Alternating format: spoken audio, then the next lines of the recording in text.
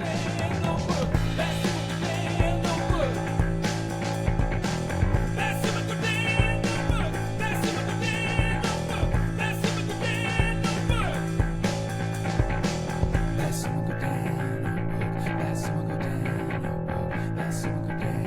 everybody, welcome to the BasuandGodin Notebook.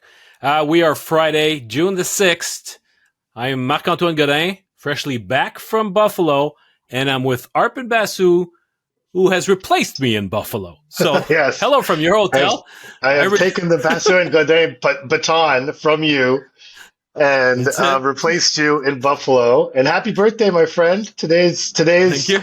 It's a good thing that for once I'm in Buffalo, of course, on your birthday, as we always, and you're not. So I'm happy that you're celebrating your birthday closer to people that you care about. Yes. I made the executive decision that this year it would not happen in Buffalo, but yeah, close to my friends and family. The people at Hutchins, you're one of my friends, and you chose to. Yeah. The people at Hutchins will be very disappointed. Suffer my ass. For the first time in that's it 5 or 6 years, they will not be the host of your birthday celebration. So there you go. That's fine. Yeah. It had to be done like that. So I can tell by the your network, your internet connection, that we've truly replaced one another. You get the hotel connection. I get the good one. So all right, let's get this thing started.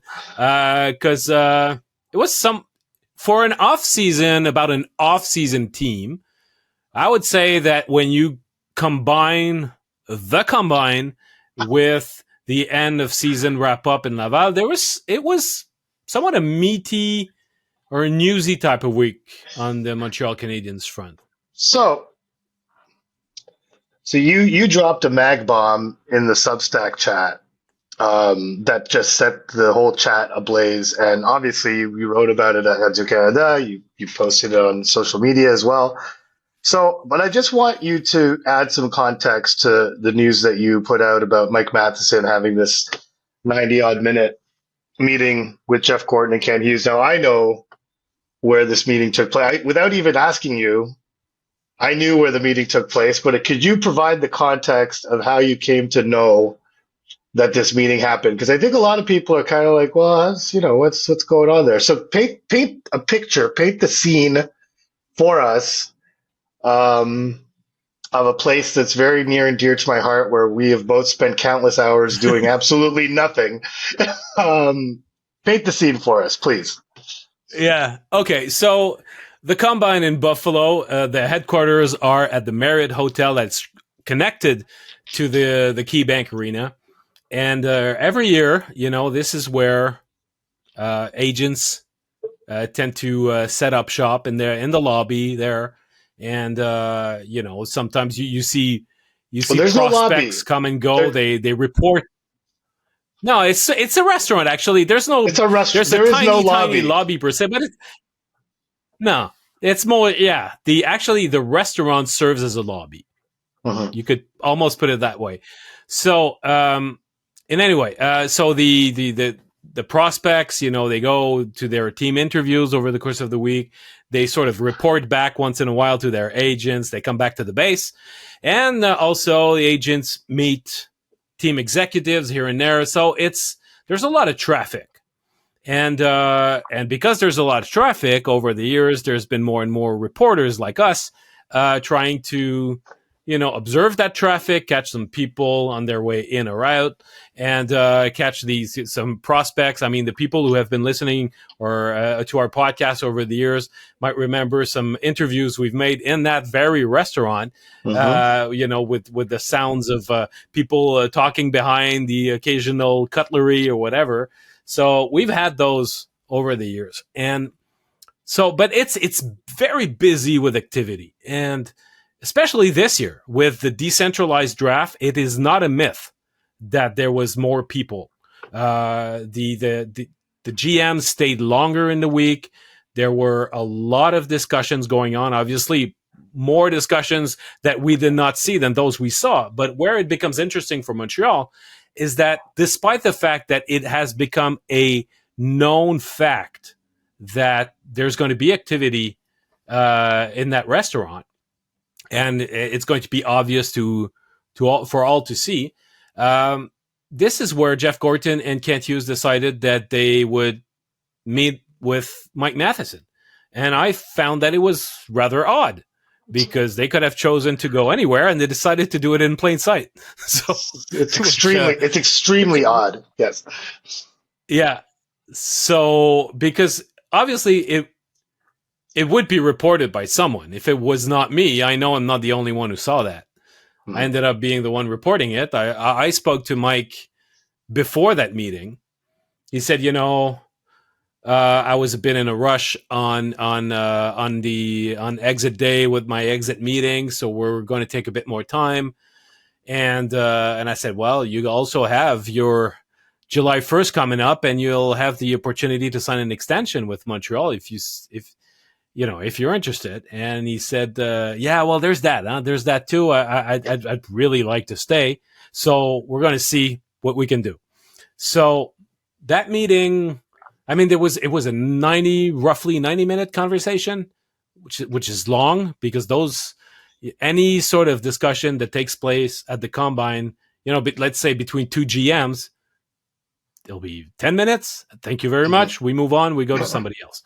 So 90 minutes, the agent was not at the table. So it was not like a negotiation per se. And God knows, I don't pretend to know what they talked about. I did not try to eavesdrop or anything, but it's just, I think that it must have been about testing the waters, to just taking a feel for how things are and how both camps want things to be. Getting in some information. I think they're big on that. It's not, you don't start a negotiation with a player if you want to gauge his interest or you want to see where he thinks the team is at.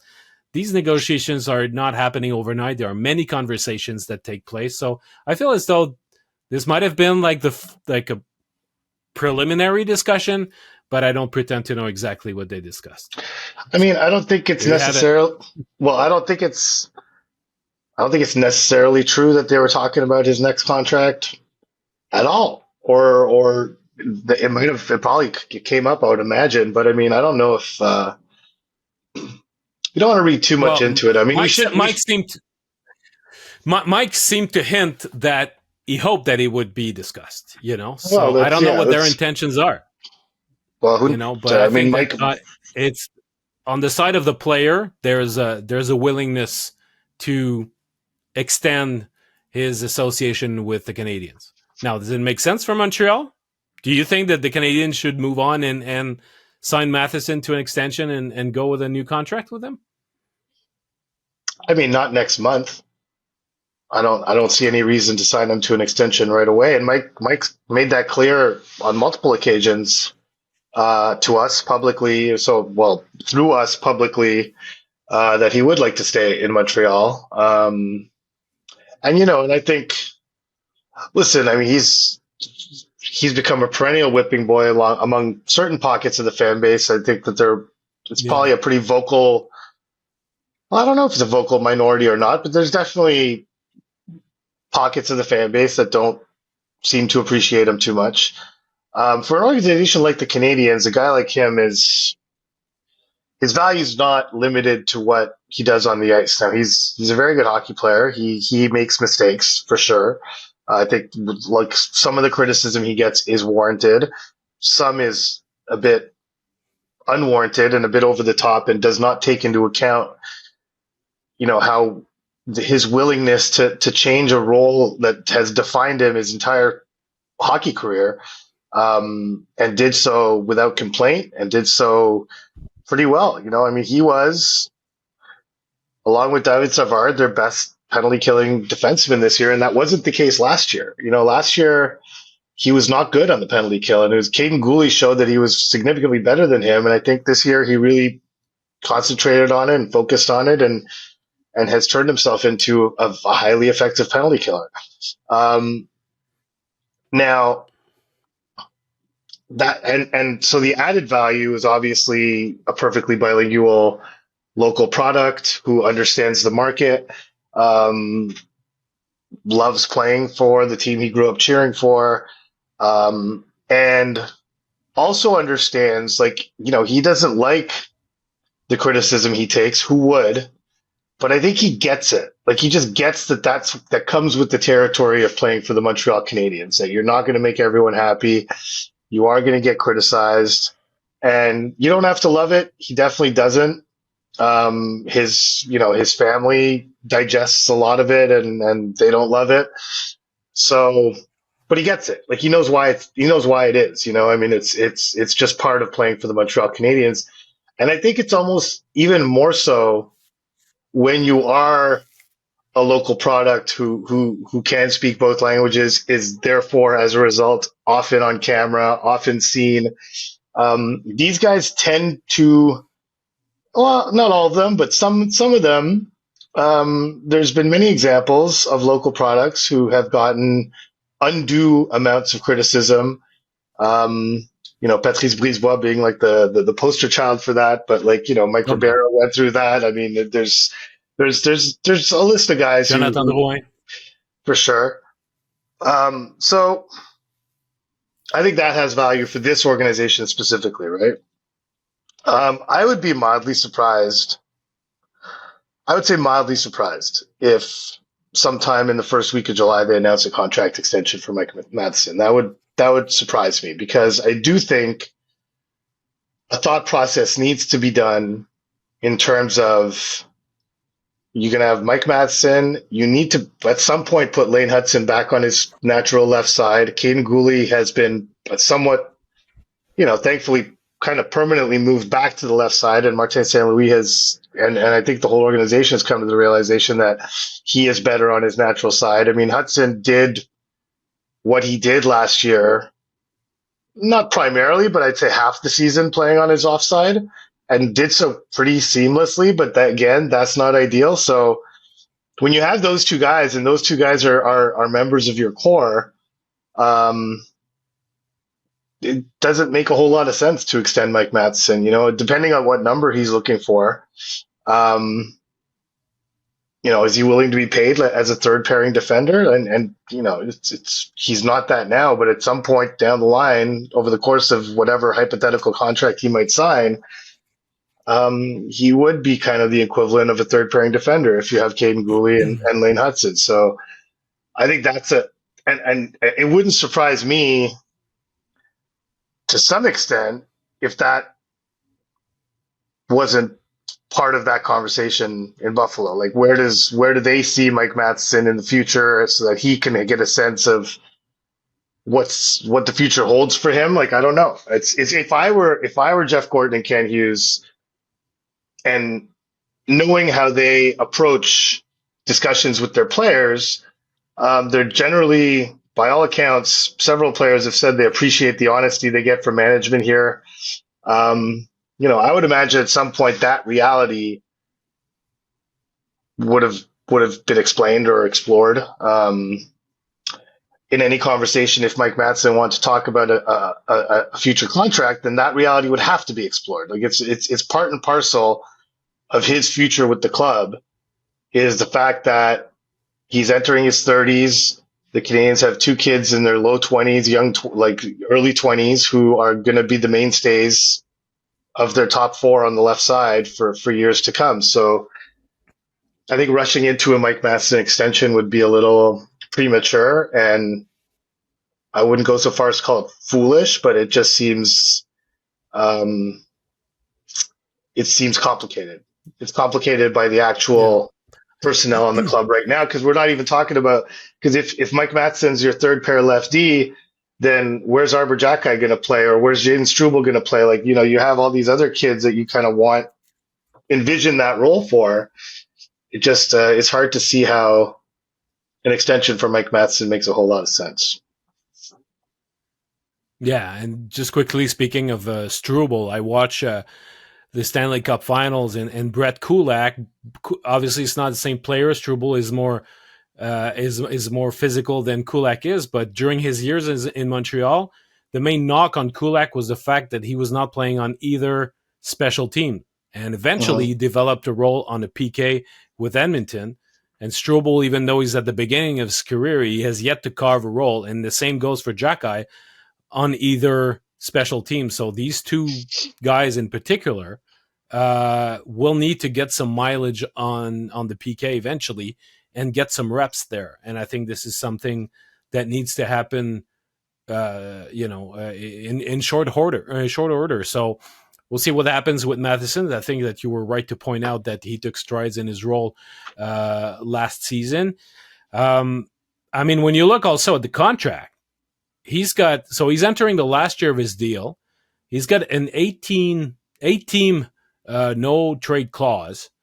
And the other thing is that on July 1st, he'll have a $2 million signing bonus kicking in, which means that after that, the base salary that will be remaining to pay either for the Canadiens or a team that would be interested of acquiring him after July 1st would be $4.5 million.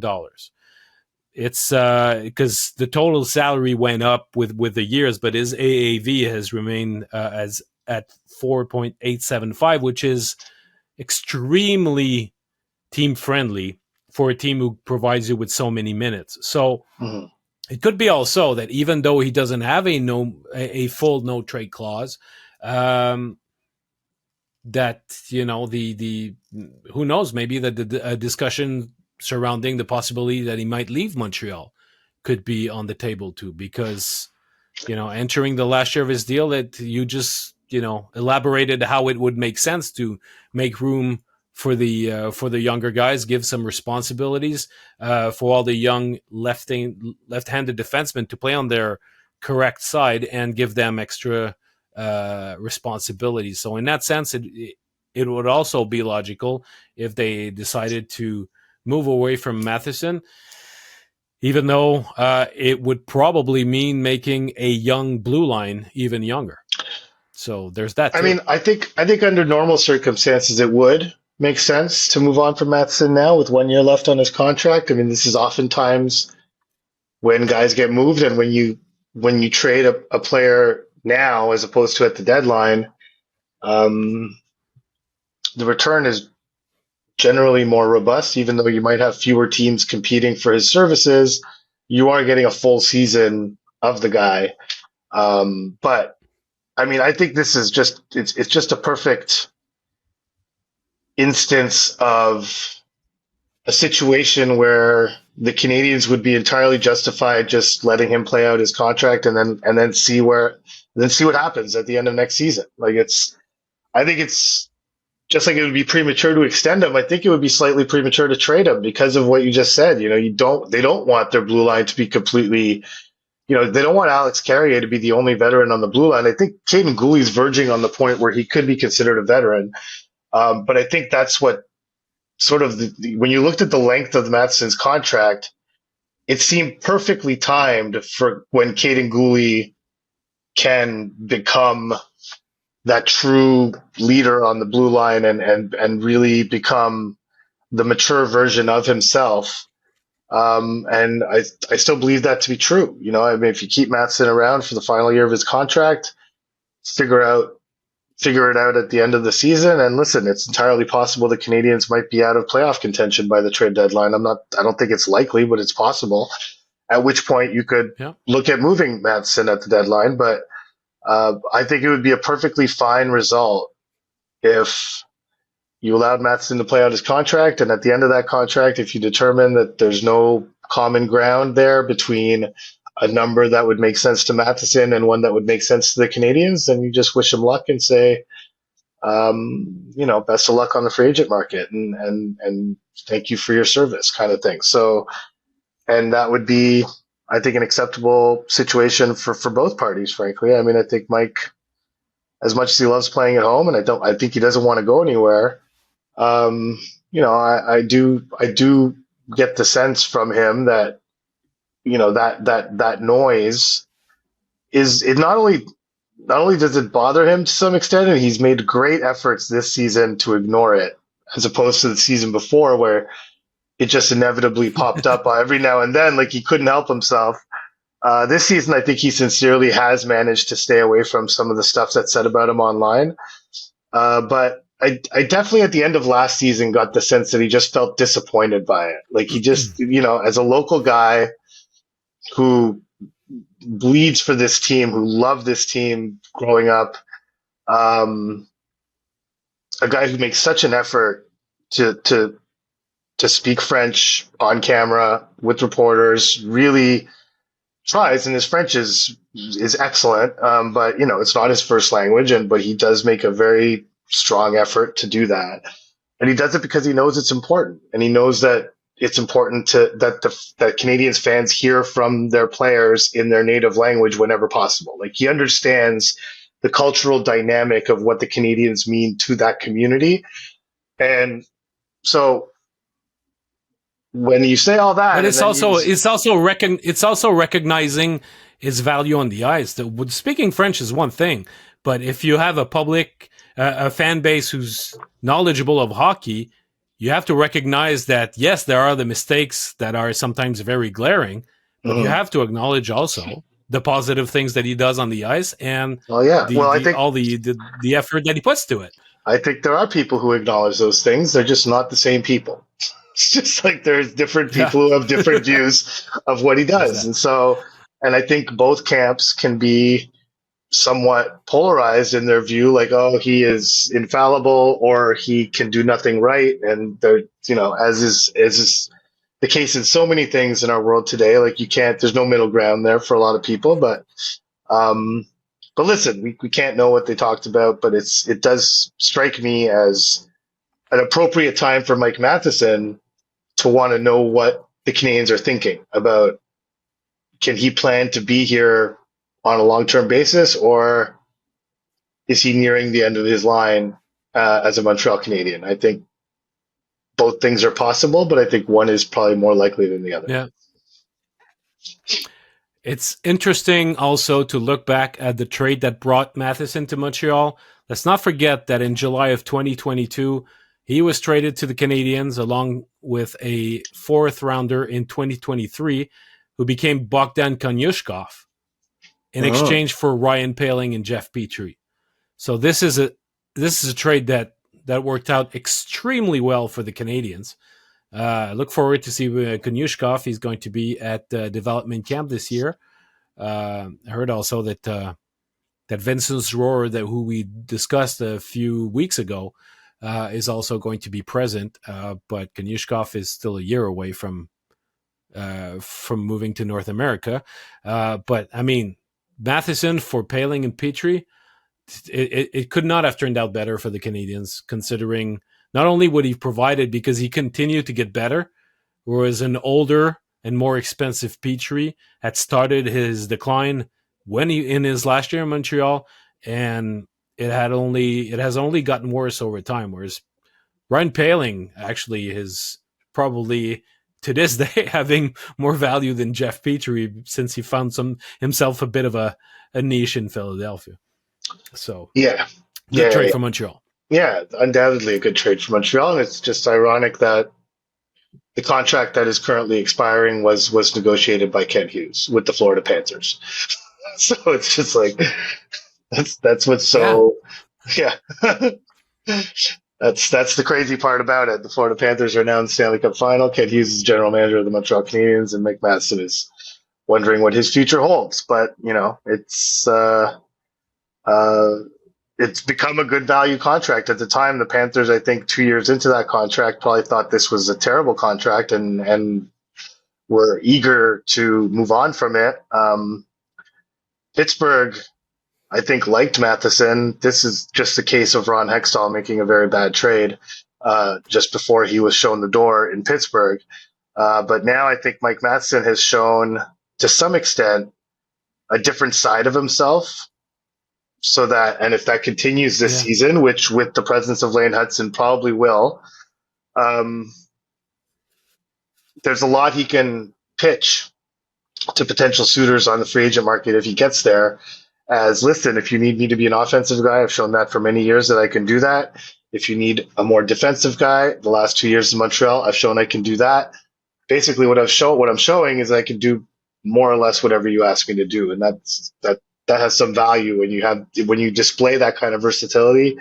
And not only a versatility, but in his case, like just a willingness to do whatever the team asks and just be focused on winning. You know, he said it to me on more than one occasion this season. He's like, I came into this year, my only concern was making the playoffs. That's all I wanted. No matter what else happened, no matter how I was used, no matter who I played with, when I played, where I played in terms of what side of the ice he started his shifts on, because you definitely noticed that he was starting a lot of his shifts in the defensive zone. But instead of complaining about it, he embraced it. He was like, "Look, this is a new side of myself that I can develop and that I can improve." I think by and large he did that, you know, and it's just like it remains a constant struggle to eliminate the brain cramp moments that lead to those egregious errors that really drive people crazy sometimes. But you know, maybe that'll never happen at this stage of his career, that he'll totally eliminate them. But he brings a lot of value outside of those moments. The only thing that hurts is that you never know when those moments are going to come. It's funny because at the combine, I was chatting with a defenseman named Jackson Smith. It's going to be first round pick, most probably a top 15 pick. Yeah. And but who is, you know, he's a very skilled defenseman, but he's labeled as being mistake prone too. And it got me thinking, you know, how when you have a defenseman like Mike Matheson, who's always been mistake prone and was not ever able to really shake this off and get rid of this in his game, how can a scout who sees that in a very young player say he's the sort of kid who's going to be able to wash off those mistakes, and what sort of kid is likely, because of his style of play, to keep those throughout his career, just like Mike Matheson did. So it's interesting because it's a bit of a crapshoot. You cannot tell. You'll try to say the scouts will try to understand. Okay, well, how does this kid integrate information? How is he being taught? How does he apply new stuff that comes his way, and his ability to correct himself and all that? But you never know, because you've got some very, very talented players, and not just defensemen, who are sort of plagued with those brain cramps, and they never quite get rid of them. So it's hard to tell, even harder when the kids are 17 or 18 years old. Well, that's it. I mean, I think Matheson is living proof that sometimes you can never get rid of that. You know, you would think at this stage of his career, he's been in the NHL for, 10 years or more, even at this point. And it's still an issue for him, and he's cognizant of it. That's the thing, is like, he's very aware that he still struggles to find that line between risk and reward, but he also flat out refuses to play a no risk game, because he doesn't feel like that he's adding value to the team by doing that, because he's always going to be convinced that his ability to take risks and make plays and create offense out of nothing with his feet, which are exceptional, like elite feet,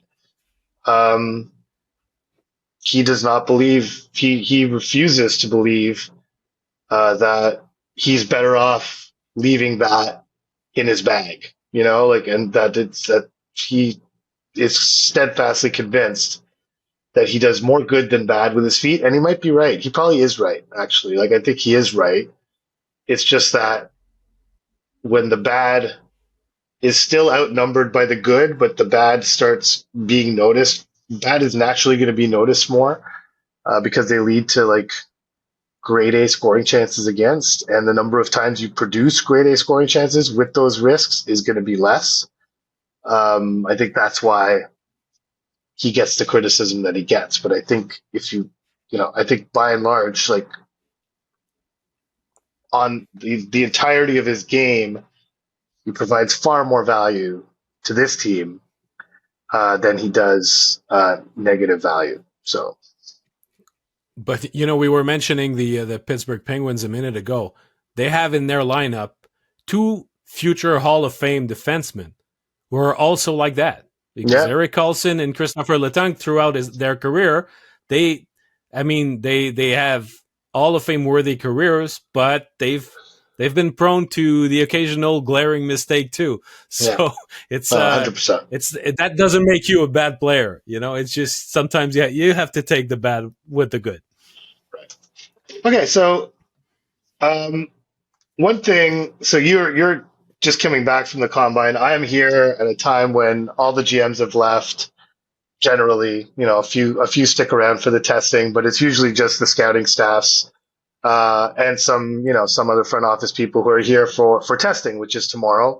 I'm here for that, to talk to as many of these kids as I can, to sort of build a database of stuff. Um, but so usually I am here this week with you. Oftentimes it's been with you. Actually, every time it's been with you, just trying to mine information. So, without giving away too much of the stuff that you haven't written about yet or that you want to keep, but you mentioned the whole thing about it's not a myth, the decentralized draft, and that this was a big event as a result. What was the vibe this year? What was it like? What did I miss out on? I had FOMO while you were here. Yeah. Yeah. Well, I think everybody had their own business to attend. I spoke to several general managers.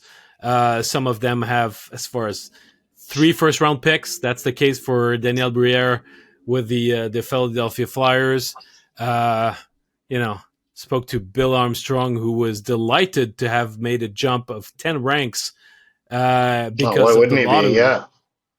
He should be more delighted that they got Boot and Simashev on their way to North America. I mean, that was a coup on the same day, announcing both contracts. That was great. Well, I'm fascinated to watch those two guys. Yeah. No, this is going to be a super interesting team to watch. Mm-hmm. That's why I wanted to talk to him, because he's he's got a lot of money also available. He can be an impact player on the free agent market. And he's got what I would imagine is a very antsy owner who wants to make a big splash in their market, I would think. Yeah. He tried to sell me his center line. I did not quite buy it. I think that he paints a more rosy picture than what I would assess their center line to be. But it doesn't seem as though he's one of those teams who's really in the hunt right now on the trade market to improve at the center position. But he said at the same time, it's not just 12 or 13 teams; it's 32 teams who are looking for reinforcement at center. So it's for me, this was the main thing that I was trying to focus on and see if anything could happen that would move the needle for Montreal.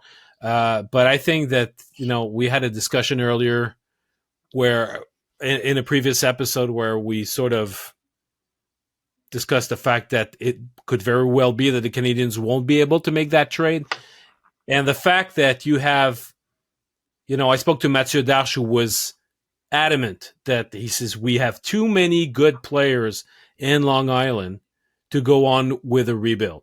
So I'm going to go with those guys that I think are very good, and we're going to make some tweaks and get better over time, but it's not going to happen overnight.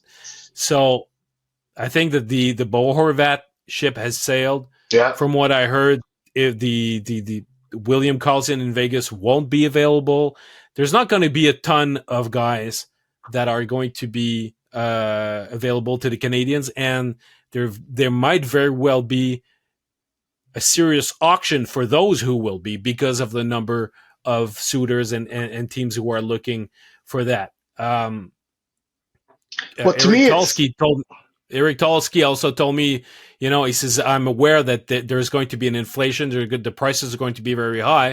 So that's why we're looking potentially at getting better at other positions rather than center, so that we don't take part in those. Well, yeah, I mean, it's not surprising to hear Eric Tulsky say that, because he would have a very firm grasp of the laws and machinations of supply and demand. I mean, and this is where I think the Canadians, um, in two ways, um, are going to be hurt perhaps this offseason. The demand for 2Cs is extremely high, as we've gone over, but also the supply of potentially available first round picks and trades is also high. And so you have a high demand for one thing that's in scarce supply, and you have, I don't know what kind of demand, but a very high supply of something that the Canadians are hoping to use as currency in a trade. But the number 15 pick in Vancouver is likely available in a trade. Don Waddell has said publicly both of their first round picks would be available in a trade. So that's, I think Columbus is picking 14th, if I'm not mistaken. So the two, is that right? Yes, they are. So the two, 14 and 20. 14 and 20, exactly. So if you think of 14 Columbus, 15 Vancouver, so the two picks immediately preceding Montreal's two picks are openly available on the trade market. You mentioned Daniel Briere. I don't know to what extent, he's not going to trade the 6th overall pick, but they have 3 picks in the first round. I can't imagine that if they were able to get some help that would, if they were able to get some help that would help them much sooner, that one of those later first round picks would maybe be available. Like, I just feel like the market is flooded with potentially available first round picks. And in a year where the Canadians, I wouldn't say eagerly, but have made it pretty clear that their picks are available, that's not ideal, especially when the two teams picking directly ahead of you have also made it clear that those picks are available. And so if you're dealing with a team and they're like, well, Vancouver called about the same player and that's 1 pick before you, or Columbus called about the same player and that's 2 picks before you, what are you going to do to make up for that? It really does create a bit of a less than ideal situation, let's say, for Ken Hughes and Jeff Gorton to shop one or both of those picks. Yeah. And also, there's not just that, but there seems to be a perception that there's an urgency to make a move because of those 2 first round picks. It's this year that they have 2 first round picks, not next year. Right. But they could possibly, try to make a move where they trade the first this year for first next year and have some sort of protection from the other team to say, you know what, we know that the draft is going to be stronger next season, so we'll make sure that if we trade you for your number 16 for pick next season, it's going to be top 15 protected next year. Right. It could be, and then if it could be top 10 protected for 2027, or reduce the protections over the years, but have some mechanism where the Canadians could sort of slide that first round to next season, so that the potentiality of the weapon that they have and that currency that they have to make a trade, they could transfer it for next year when they probably might have a whole different range of players available, a whole different set of money available also to the different teams. So the market is likely, even though the demand for a second line center will never go away, it will always be there, but it seems to be pretty acute this season. Maybe the reality would be slightly different next year. So if they could find a way to punt that first one of those 2 first round picks to next year, instead of using it on the guy that they might feel a little bit meh, or they'd say, well, that guy, we would evaluate him as being good for the 22nd or 23rd, but maybe not at 16. So yeah. I think it should be an avenue that they should explore. Yeah, that's also difficult because I think a lot of teams, yes, you could put protection on the pick, but I think most people, not just teams, but I think just the general scouting community, whether public or internally in the NHL, view next year's draft as being better than this one. It's definitely better right at the top, with Gavin McKenna being the prize. But I think generally the vibe I get is that that's going to be a better draft. So, or that this draft is particularly weak, so it's like it's going to be hard to pull that off. And I think Yeah, but that's true, Arpin. But that's true. But on the day of the draft, on the floor, even though it's a virtual floor, there'll be a guy sliding. There'll be a team talking behind the Canadiens who say our guy is still available at 16. And we have to. There's one guy left that's really high on our list. He's still there, and we cannot let this opportunity pass. So if you have a team that values a certain player and he's still available, those players, those prospects, even though it's a weak draft, they will never be valued more than on the day of the draft itself. I get it, 100%, and that is generally why those trades happen. But it's pretty rare that you see a first-round pick traded for next year's first-round pick. It doesn't. You see that often happen in later rounds. Doesn't often happen. I'm sure you're going to find an example of it happening, but it doesn't happen very often where you trade a first this year for your first next year. I think it happened. Didn't happen with. I feel like there's two of those three players that are involved in that trade. Either David Rundblad, Erik Karlsson, and Tarasenko. There's two of those three guys I feel were involved in a first round trade where there was a player for a first round pick the year after. Well, and, I mean, we know that. Well, we know that. We know the Blackhawks tried to offer that, right? Last year, they offered their unprotected first round pick this year. I mean, the Canadiens put it in their draft video. You see Ken Hughes going to the table. Would we take next year's unprotected first for our first this year? And them saying no. Apparently, that same offer was made to Columbus. It was probably made, I would guess, to Anaheim as well, in Chicago's attempt to get Demidov. But yeah, like again, they said no. Every team said no. Chicago wasn't able to pull it off. So it's not something that you see very commonly, even though I'm sure there are examples, and I'm sure our listeners will list examples. But it just seems to me that, and I know that this is probably going to be disappointing, but and the Canadiens are going to try to avoid it, but the likelihood that the Canadiens are going to draft twice in the first round just because they can't get anything done with those picks seems a little higher today than I thought it might have been 3 weeks ago, let's say. It just seems like a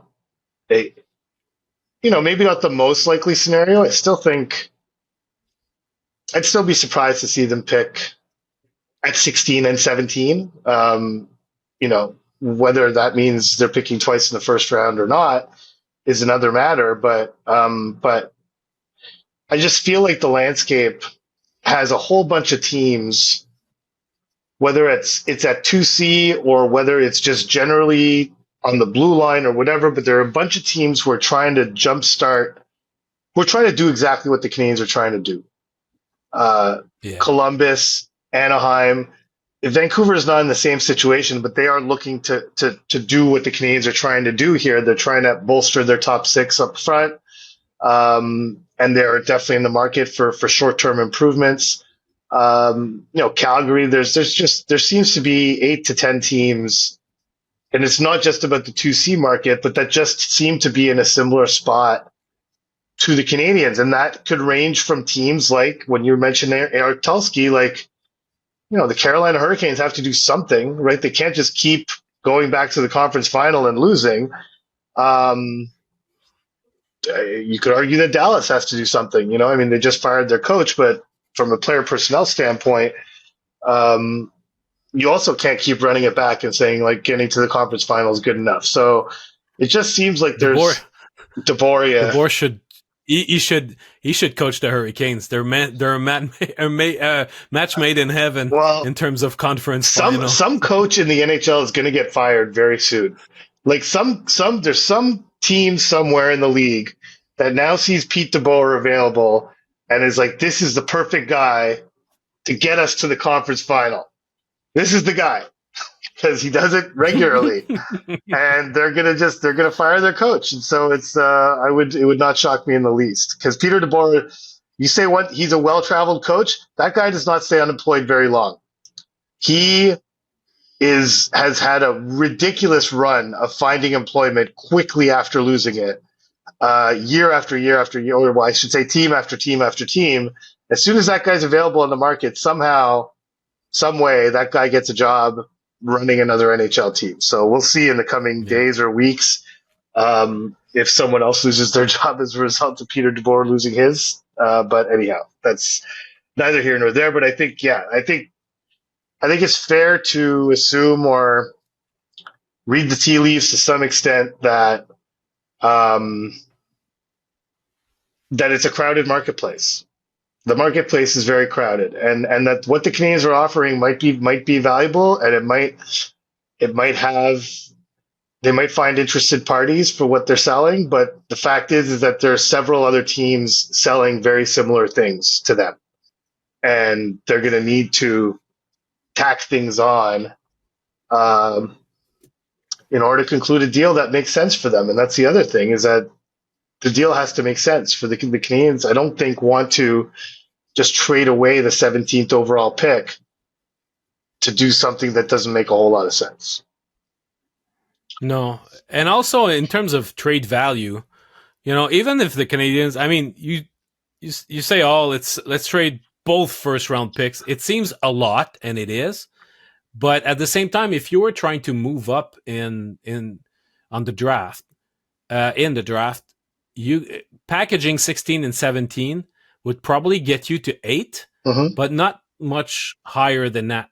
So it's one thing to say we're going to trade 2 first-round picks for your ex-player, but it's the same as saying we're going to trade number 8 in the draft. This year, draft pick value. Well, yeah. I mean, it depends on what model you look at, but you could argue 7, and that's why 7 this year is intriguing, because it's Boston, and I think Boston's probably in a position where they would rather get the 1 premium prospect as opposed to 2 in a lower tier that they would get at 16 and 17, because that's basically separated by 1 tier. I mean, no matter whose draft rankings you look at, 7 is in like the 2nd tier, and 16, 17 is either in the 3rd, if not the 4th tier of this draft. So depending on who you ask. So, but yeah, it's. I just don't know. It's hard to get a read for how the Canadiens feel about moving up. I'm sure they would if they could, but in an ideal world, they'd start adding actual NHL players. I think they'll try. Yeah, I'm sure they'll try. I think they'll try. Well, they always try. Listen, Kent Hughes has tried every year. He's tried every single year. So we'll see. I'm sure that it's going to be on the table. If they cannot make a trade for an actual player, and they end up, on June 27 with those 2 first-round picks, they'll try to get creative and convert quantity for quality. I mean, again, other teams are in the same position. The Blue Jackets could decide to try the same thing. But this is where you need to get aggressive and have the better offer, because you're right. I mean, at 16, the Canadiens are unlikely to get one of the players that, they would need to have a very interesting player that for some reason slid. But even one of those upper tier guys who would slide, can he slide down to 16? Really not sure about that. I mentioned Jackson Smith earlier. Could be one of those guys. I don't think that he would slide it down to 16. Same for Carter Bear. Same for Kashan Aitchison. So you've got another tier of players who I think they will consider at 16 and 17. But if they want to get into higher quality guys, yeah, you'll need to move up and be aggressive about it. It's interesting when you talk about Columbus. This is funny. So according to Dom's, pick value chart, which is one of many out there. It's not the Bible or anything. It's just for illustrative purposes. So the 14th pick has a value, a GSVA value, which is Dom's own metric, of 5.1. The 20th pick is 4.0, so that's 9.1 total for Columbus's 2 picks. 16 and 17 is 4.7 and 4.5, so 9.2 total. So they're right there. I mean, in terms of two teams that have 2 first round picks on the market, they're right there. And honestly, like, it doesn't work this way, but the 4th overall pick, its value on Dom's chart is 9.0. Now, you're not going to get to number 4 using 16 and 17 or 14 and 20. No. But that's what the chart says. Which is why, I think you're right that 8 is the most realistic move up for either Columbus or Montreal if they were to offer both picks, maybe 7. Because, NHL teams have their own chart like this, and it's probably not that different than what this is. It definitely is different. I don't know how different it would actually be. But they have these, they definitely use these charts when making these decisions. They have their own, obviously, but yeah, it's just. But they also look at the tiers and say, well, we draw their line at a certain place where, some teams will consider that it's the premium players, it finishes at 6, and others will say, no, we consider that it continues until 7. Yes. But it's at some point, there's a window there from 8 to 14, roughly, and then you get into the next tier. So how can you at least, get into the front of the conversation and get a better player? I think that this is, if all else fails, this should be a scenario considered too. I'm sure it will be. As we said, Ken Hughes has tried every year to move up. It should also be noted that he's pretty much with their top pick, he has failed every year to move up because it's very difficult to move up, and we don't see it. And when you see it, it's teams moving up by 1, maybe 2 slots, adding a 2nd round pick or a 3rd round pick to go from 18 to 16 or to go from 21 to 20 or whatever, like just, a little sweetener to make sure that they get their guy is generally what we see.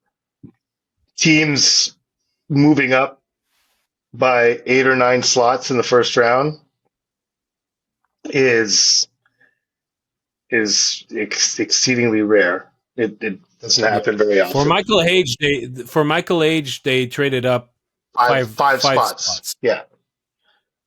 And gave up a second to do it. Mm-hmm. And that's 5 spots. Moving up from 26 to 21 is not the same as moving up from 16 to 11. It's of course completely different. So it's just, the price would be different, right? Like but I do think the Canadiens feel that both picks 16 and 17 fall within the same tier. They don't feel that they don't have a cutoff, as far as my understanding of it. They don't have a cutoff in between those 2 picks or just ahead of those 2 picks.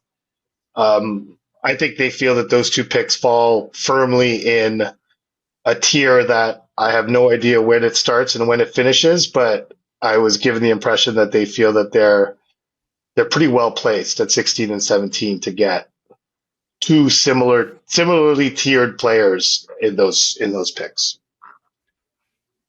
Yeah, because there's one guy who told me after the first 8 picks, the lists are going to be all over the place. Mm-hmm. So who knows what might still be available to them at that point. Yeah. So, no, yeah, we're still talking about the first round, right? So there's still some decent prospects to be had. Not only decent prospects, there's excellent players to be had. There's never been a draft ever that did not unearth some star and superstar. Like, it's, even the worst drafts, 2012, for 1999? Yeah. I think of 2012, which was a pretty terrible draft.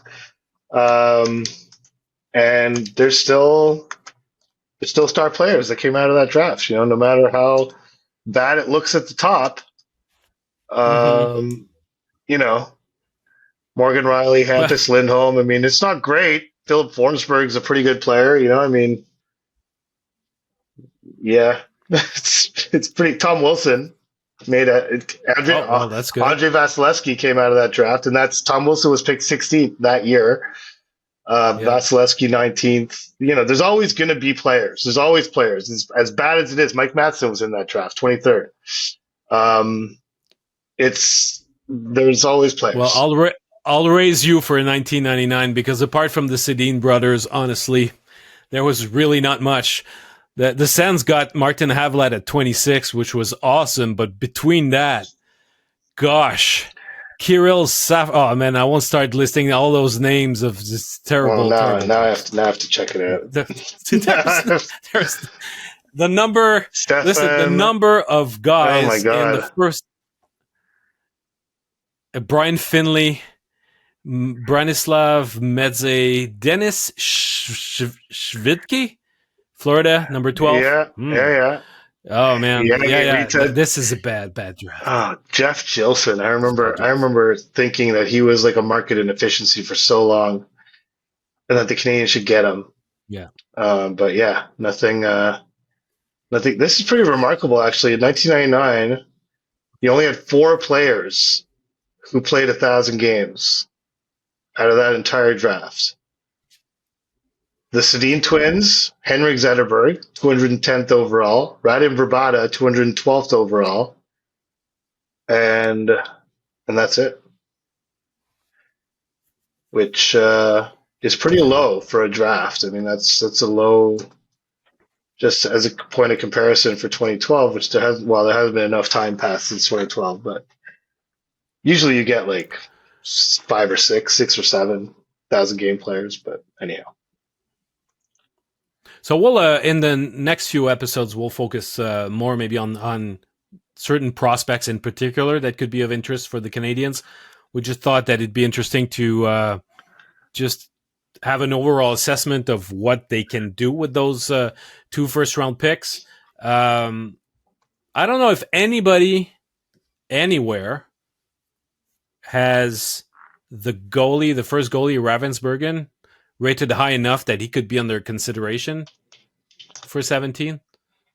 I don't. You start thinking of outside the box ideas. Well, I think if you're willing to take a first-round goalie, then as long as you're not, especially if you have back-to-back picks, like if the Canadiens wanted to take Ravensburger, even if he's not ranked 17th on anyone's list, the reality is he's not going to get to 41. So if you want the goalie, you take the goalie. Like that's just how it works. Like and especially if you've just made another pick at 16, even if Ravensburgen is not anywhere close to there if that's what they decide they need, then I think it's entirely justifiable to just take the goalie. Now, does it make sense for the Canadiens? I personally don't think so, but if they decide that, we'd rather shore up our young goaltending, I don't quite and frankly, they resisted the temptation of going after or using a higher pick on Fowler. I think Ken Hughes is on the record as saying that had they not made the Hage trade, they were going to use that pick on Fowler. That second round pick that they gave up, which the Kings actually used to get Carter George, if I'm not mistaken. Carter George. Yeah, another goaltender. Yeah. The Canadiens were going to use that pick on Jacob Fowler, and then he turned out that he was still there in the third round, and they were able to get him anyway. But they thought by trading that second round pick that they were missing their chance at Fowler. And I think that's generally how they view drafting goalies. Like I don't think there's an organizational belief in using a first round pick on a goaltender, but I could be wrong on that. But I just don't. I would be surprised if they took a goalie in the first round, even though they have 2 first round picks, even though it wouldn't be a stretch or it wouldn't be outrageous for them to use one of those picks on this particular goalie who seems like he has a lot of potential to be a number one. I just think there's other holes that they can fill. Like I would personally, in an ideal world, I would go forward defenseman and not get overly specific on what kind of not get overly specific on right shot or left shot D or center or wing or whatever. Like ideally, as long as they're not vastly different calibers of player, you'd like to see the Canadiens go forward defense with those two picks and shore up both those areas. But you don't want to force it either,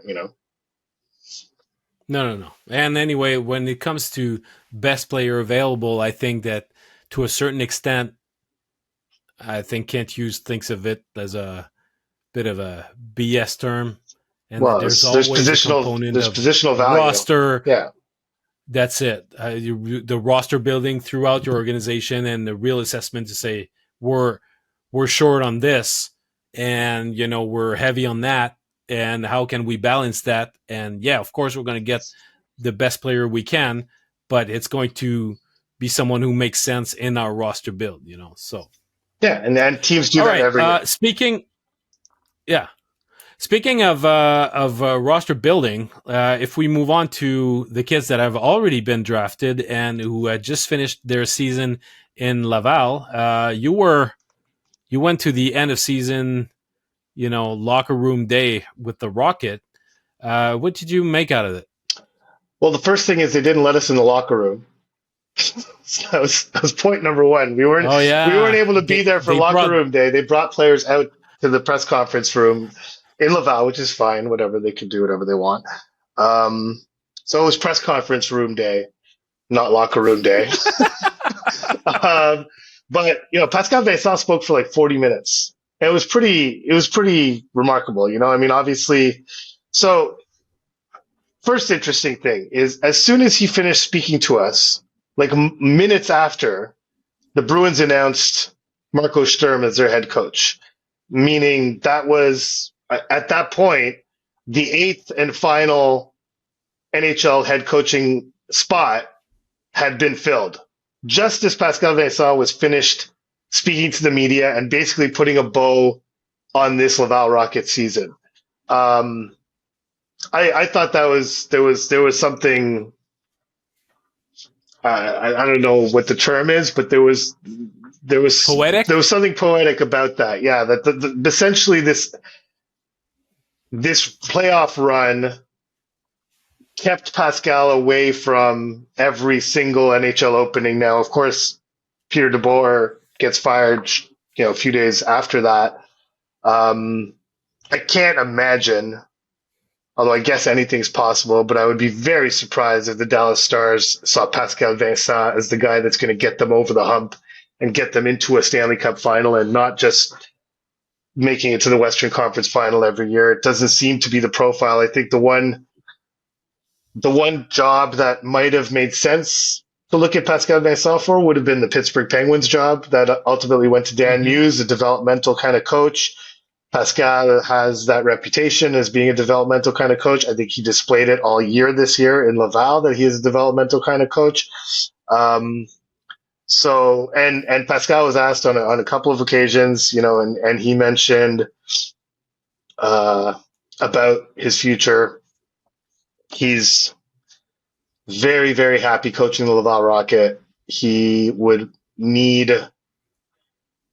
basically he termed it as, I would need an offer I can't refuse to leave. It would take, in all likelihood, a head coaching job, but he didn't completely shut the door on a potential assistant coaching job in the NHL, but it would have to be a really, really good situation for him to leave what he has now. And I think the one thing he mentioned is, his parents are getting older and he enjoys taking them out for breakfast on Sunday mornings in Laval, where he grew up, and like, it's nice to be close to family.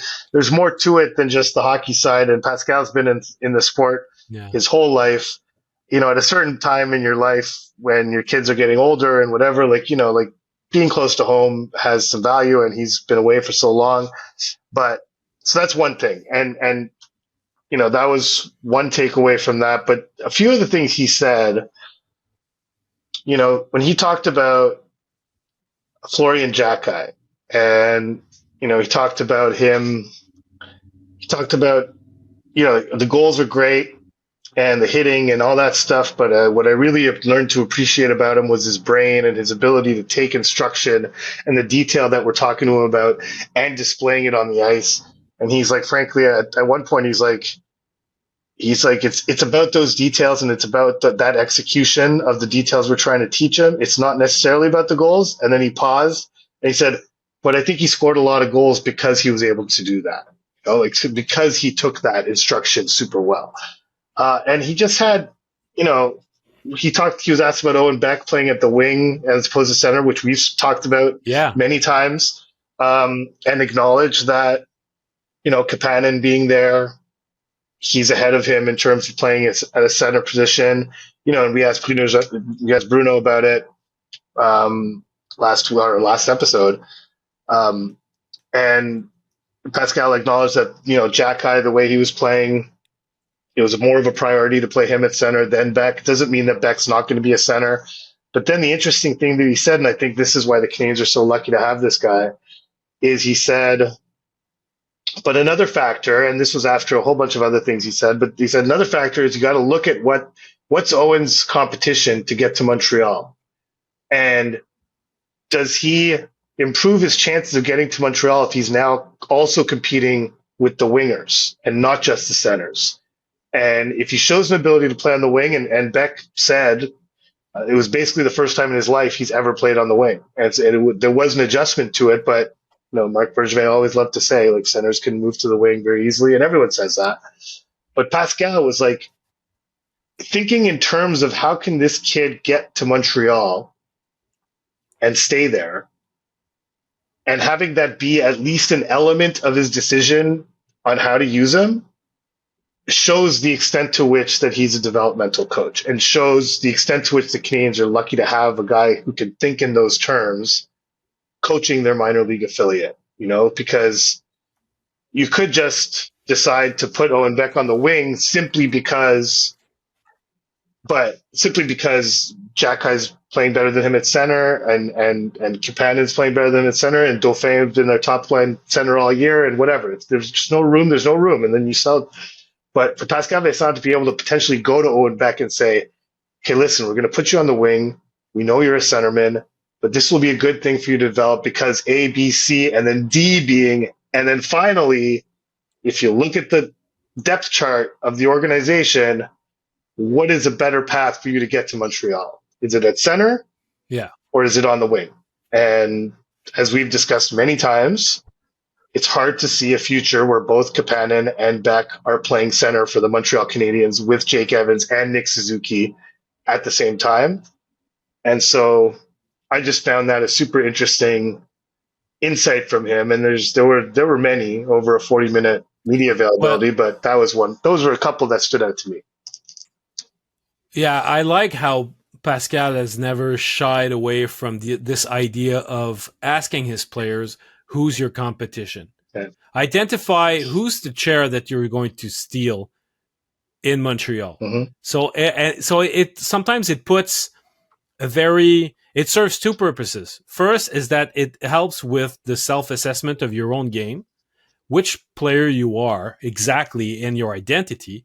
And also it gives you a concrete goal of who you're after, and understanding that between you steal somebody's job, you're going to be teammate with that person for a while. And at the same time, then that's where it's so dicey and a fragile equilibrium in the American League, is that you've got many guys that are after the same jobs. Yeah. And so you say, who's your competition? You have to identify who's your competition up in Montreal, but in your own locker room, among the guys who are your peers, your brothers in arms, there are some guys that are after the same jobs as you. Of course. So it's a bit tricky, but I've never heard a coach before talking so freely about who's your competition, because it was something a bit, for the most part, I always felt as though it was a bit taboo. This is a reality that is there. Everybody acknowledges that, but it doesn't get verbalized all that much. But Pascal. It seems to be an integral part of the development he has for his young players. So, and Owen Beck's a prime example of that. He is. And another prime example is, you've got Reinbacher, you've got Mayu. They're also direct competition with each other. That's obvious. And that's why I just think it's healthy to talk about it, because everybody knows it. Logan Mayu knows it. David Reinbacher knows it. There's no point pretending something that's extremely real is not real. So it's a healthier thing to just be open about it. And yeah, of course, I'm competing with Mayu. I got to beat out whoever to get up to Montreal, and so I just felt the whole thing, the whole vertical integration of the Canadiens organization and basically what Jeff Gorton and Ken Hughes set out to do. And it's amazing, right? Like, I remember at this time last year, we had just listened to Jean-François Houle giving that post-mortem, and I was in Laval that day, and he gave a great answer. I remember on Reinbacher, he was like, he compared it to Struble finishing the year in Laval, and then look what that did for him, and he went to Montreal, he never came back.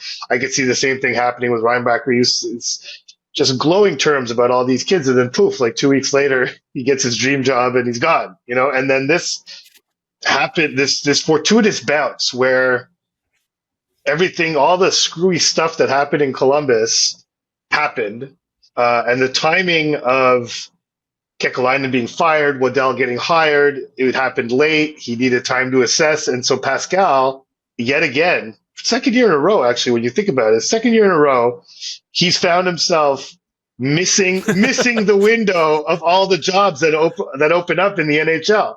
1 year it was because he had a job in the NHL, and this time it was because he was busy in the playoffs. But that was really an extraordinarily good bounce for the Canadiens that Pascal Vincent was suddenly available. He's a Laval native. He's super, super proud to represent the organization, to coach that team. He's not upset about riding buses again in the AHL. He mentioned the one thing that makes him the most proud is to see that building full every night, full of his people, like his Laval residents coming to watch them play and enjoying the atmosphere and creating the atmosphere that exists in that building. It's a good situation the Canadiens have with Pascal Vincent there, with the amount of kids they have, and with how competitive they were able to be despite the number of kids they have there. And it's hard not to look at what happened in Laval as just an overwhelmingly positive situation for the organization. Yeah, absolutely. One thing I heard in Buffalo, it's no surprise to anybody that goaltender Connor Hughes is considering returning to Switzerland. I mean, those rumors started like in late November, very early on in the year, that he would be signing and going back to Europe next year. But and same for Lindstrom. They announced Gustav it. Lindstrom. That's been announced. Your garden signed him. Okay. Yes. There you go. Yeah, and also Brendan Gignac could be. I think Hughes's contract with Lausanne has been announced as well. It was announced in May. Actually, it was announced. It was not announced, but it was reported as a 5-year deal with Lausanne while Laval was still in the playoffs. It was reported 5-year deal with Lausanne. Wow. Le Matin reported it in April, actually. Okay. Okay. Yeah. And Gignac was asked about it, and so he didn't commit to going to Europe, but he did acknowledge that he has firm offers from some teams in Europe, that he's going to have to consider it with his agent and whatever. He didn't go quite to say, I'm definitely going to Europe. But he also didn't say what Barré Boulet said, which was, I'm sticking to my NHL dream, and if it's not going to happen here, I'd like to find a place where I can latch on to an NHL team. Yeah. Brendan Gignac, I think it's pretty obvious what his options are to him. It's stay in the AHL and play in the AHL, or go to Europe and see what it's like over there. And he has offers on the table. So I think what you reported is pretty likely to happen eventually. It sounded like it, at least. Yeah. Yeah. And same for, Barry Boulet, they knew that the Canadians understand that they did not give him the opportunity that he was hoping for when he signed Well, they had no injuries. a one-way contract. Well, they couldn't have That's anticipated it. having basically no injuries up front. I mean, very few at least. Um, I think, and Barre Boulet, I think, could have looked at the 3 previous years of Montreal and be like, well, at some point they're going to need me. So it should be okay. Like, I'll get some NHL games in. Turns out that this is the year where there were very few injuries. I mean, aside from Doc, there weren't any major injuries where guys missed a whole bunch of time up front, like Doc's the only one, really. So it's, Yeah. so yeah, didn't work out for him, but he had a great season in the AHL. He gave himself a chance, Absolutely. but Yeah. smaller guy, Massive. he gives me real Charles Ludon vibes. Just not the same, but just smaller stature, really good AHL scorer. Not quite, for a smaller guy, doesn't have that breakaway kind of speed that you can really pop in the NHL. I power, far be it from me for him to tell him to not pursue his dreams, and it's good to have them. But yeah, he kind of, and just as Bruno was telling us on Monday, like the guys who finally accept that they are AHL players, this is where I am, and so then they focus on that, and that makes them even better and allows them to fully reach their potential. I mean, if Barry Boulet one day decides that, okay, I'm just going to be a dominant AHL player, then that avenue's open to him, and I think he can make a really good living doing that for a few years, a decent living. Were you there for Witherspoon? I was. He's so his contract is up. He would like to return. And the one thing that was interesting with him, so he has kids. He's a family guy, and I asked him, I was like, what is it about this setup that you like? Like, why do you want to come back? He's played in Stockton, I think, in the Flames organization for a while. He played in Utica, Lehigh Valley. He's been in the AHL for a long time. He's 32, if I'm not mistaken. Yeah. And so he basically spelled out why Laval is probably always going to be able to attract top-end AHL free agents. He's like, the building's great. The atmosphere is like nowhere else in the AHL. You're in a big city, so there's stuff to do, which is not the case, I would imagine, with all due respect to Utica, which I drove by a few hours ago. It's probably not the case in Utica. It's probably not the case in a lot of AHL cities. And so he's like, my kids love it. My kids love coming to the games. My son's asking me, like, when is the next game? Like, they just love the environment here.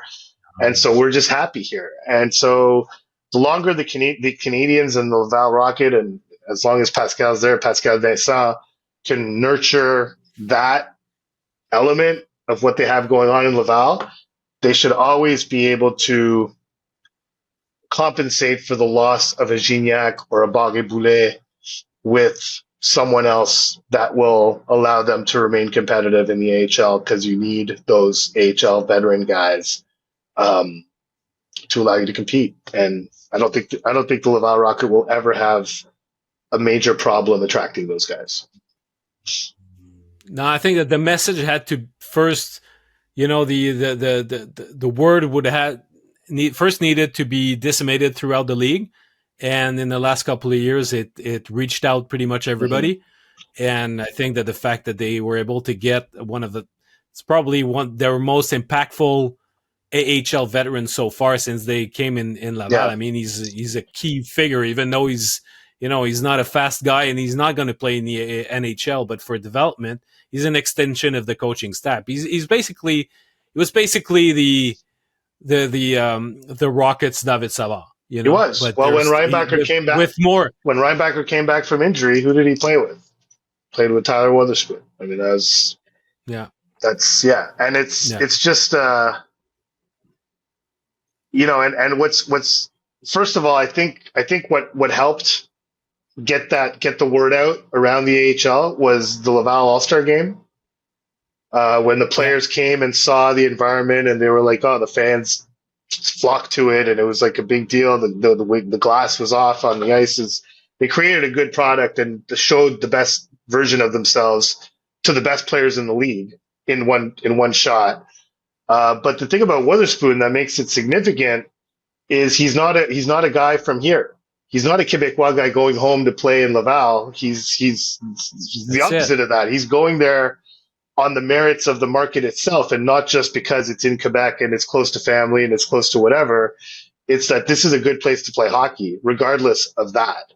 And so, well, with no reason for him other than hockey to be there, and the fact that his family loves it. So for him to say that stuff is only going to help Laval attract, I think, pretty much anyone who's available. Would probably have some interest in playing for the Laval Rocket if they want to play in an environment that kind of drives you as a hockey player, which a full building most nights, a chance to win. Those are generally two things that help in attracting talent and to any hockey organization, but a professional one for sure. And the professional way of handling the players, they're very nicely treated, and that fluctuates a lot from one affiliate to another. Mm-hmm. All right, good stuff, man. So thanks a lot, everybody, for listening. We're going to be back on Monday for the next episode of the BasuandGodin Notebook. I wish everybody a great weekend. I know what I'm going to do. Happy birthday, buddy.